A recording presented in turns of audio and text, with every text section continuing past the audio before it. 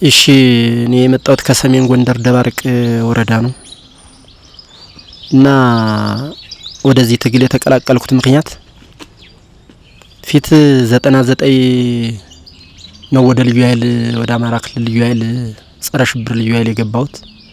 ከዛ 2004 ስራውን ትቼው ወጥቼ ወደ ቤተሰብ ቤት እየመራው ምናምን የቆየሁት።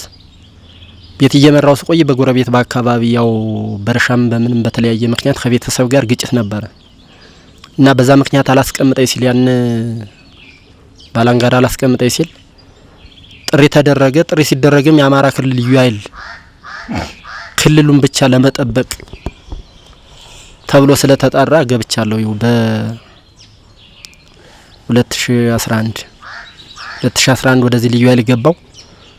ከገባውም ያው ስልጠናው ሲሰጠን ክልላችሁን ለመጠበቅ ከጎረቤት ሀገር ከትግራይም ከወረሞም ከማንኛውም ጋር አይደለም ግጭታችን የአካባቢያችን ክልሏን ብቻ ለመጠበቅ ነው ሲባል በዚህ ምክንያት ወደ ነው የገባሁት። ስልጠናው ነው ወሰድኩት በዚያው ነው። ውጊያ ከትግራይ ጋር ካሁን ፊት የተሳተፍኩት የለኝም። የቆየሁት በጎጃም መሬት ነው በመተከል ዙሪያ ያው ካንዳ ሀዱ ነው የቆየ ነው ከሱ ጋራ መተከል ላይ የተወሰነ ግጭት ነበር ከውጊያ ነበር ከጉምዝ ጋር። ከዛ ውጭ ግን ያው ያካርኩት ውጊያ ምናምን የለም። ከዛም ወደ ሰቆጣ መጣነ። ሰቆጣ ከመጣነም ውጊያ የገጠመኝ ነገር የለም። ሐምሌ 25 ቀን ነው የተማረኩ። የት ቦታ? ቀበሮ ሜዳ የሚባለው ያው በጊዜው ላይ ክልሉን ለመጠበቅ ስለተባለ አዋመኘበት ነው።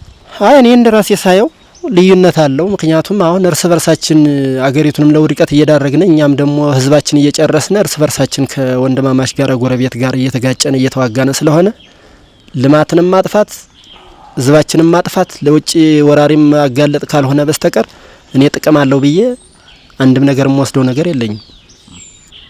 ያው ሁኔታው የሻቢያ እንትኖች እንደገቡ በቶሪ ሰማለው በተግባር ባላይም ግን እንደኔ ደስተኛ አይደለሁም። ምክንያቱም ያን ለረጅም አመታት የነበረ ግጭትና የነበረ እንትን እነሱ ገብተው ሲወሩ ጥሩ ነገር ያስባሉ ወይም ጥሩ ነገር ሰርተው ይመለሳሉ ብዬ ስለማላስብ ደስተኛ አልነበርኩም። ስማረክ እኔም ያው እንግዲህ በሰላም ነው ሁኔታውን ላለመጥፋትም አስቤ የሰጠዋቸው። እነሱም ከማረኩ በኋላ በጥሩ እንክብካቤና በጥሩ አተሳሰብ ያው በጥሩ ሁኔታ ነው ይዘውኝ የቆዩ። ይህ ነው ብዬ በመጥፎ ለነሱ ማነሳው አንዳችም ነገር የለም። ውጊያው ላይ ያው ምሽት ነበረ እንግዲህ ምንም የሚታይ ነገር ስለሌለው ምንም ያየሁት ነገር የለኝም።